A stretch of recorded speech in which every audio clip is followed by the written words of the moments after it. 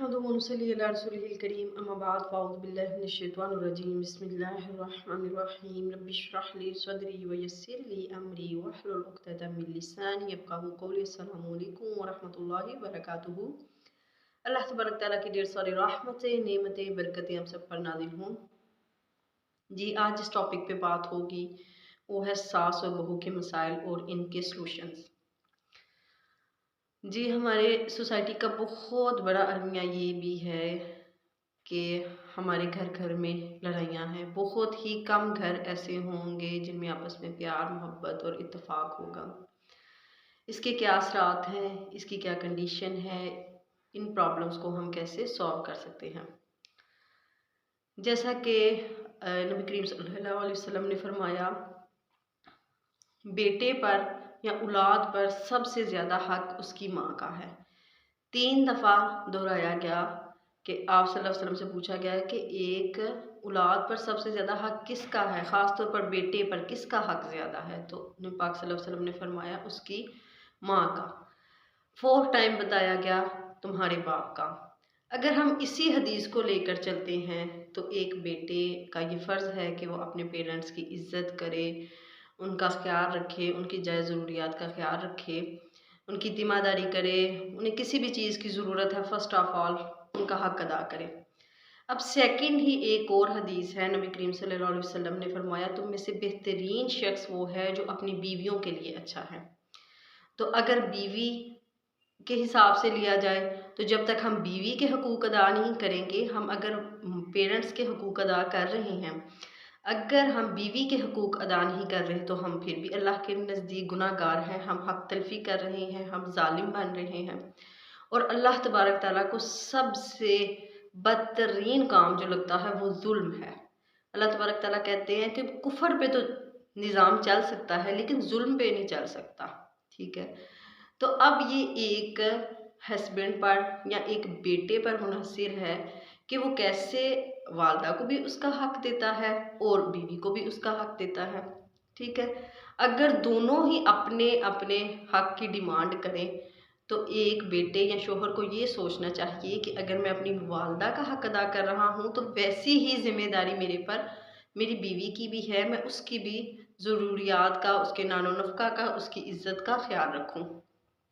जी, इसके साथ साथ अब सास पर भी कुछ जिम्मेदारियां आयद होती हैं कि जैसा कि एक बहू जो हम ब्याह के लाते हैं, एक वो किसी ना किसी की वो भी बेटी होती है। जैसे एक सास अपनी बेटी के लिए फीलिंग्स रखती है, उसकी लाख गलतियां वो छुपा लेती है, इसी तरह उसे चाहिए कि अपनी जो बहू है उसकी गलती को उछाले नहीं, उसको गाइड करें, उसको नरमी से प्यार से गाइड करें, उसको समझाएं। ठीक है, जैसा कि हज़रत आयशा रज़ी अल्लाह ताला अन्हा से रिवायत है कि नबी करीम सल्लल्लाहु अलैहि वसल्लम जब भी घर में तशरीफ़ लाते, हज़रत आयशा रज़ी अल्लाह ताला अन्हा जो थी वो अपनी दोस्तों के साथ खेल रही होती, क्योंकि जब उनकी शादी हुई उस वक़्त उनकी एज 12 साल थी जब उनकी रुखसती हुई। तो हज़रत आयशा रज़ी अल्लाह ताला अन्हा खेल रही होती और दोस्तों के साथ, तो जब दोस्तें नबी करीम सल्लल्लाहु अलैहि वसल्लम को देखती तो छुप जाती। अब नबी करीम सल्लल्लाहु अलैहि वसल्लम क्या करते, जाके एक-एक दोस्त को पकड़ के लाते और कहते कि खेलो, आप दोबारा अपना खेल जारी रखो। तो यही अगर इस हदीस के इस बात पर ही हम अमल कर लें कि नबी करीम सल्लल्लाहु अलैहि वसल्लम ने ये नहीं कहा कि अब तुम्हारी ज़िम्मेदारी और है, कि अब तुम बच्ची नहीं रही, अब तुम्हारी शादी हो गई है, अब तुम ये खेलना वगैरह छोड़ दो, नहीं।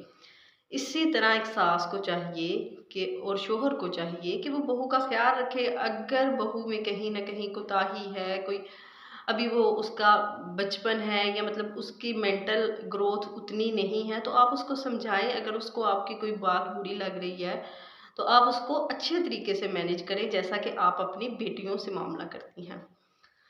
और इसी तरह एक बहू पर भी फ़र्ज़ है कि जैसे वो चाहती है कि उसकी भाभी उसके पेरेंट्स का ख्याल रखे, वैसे ही वो अपने फादर इन लॉ और मदर इन लॉ का ध्यान रखे।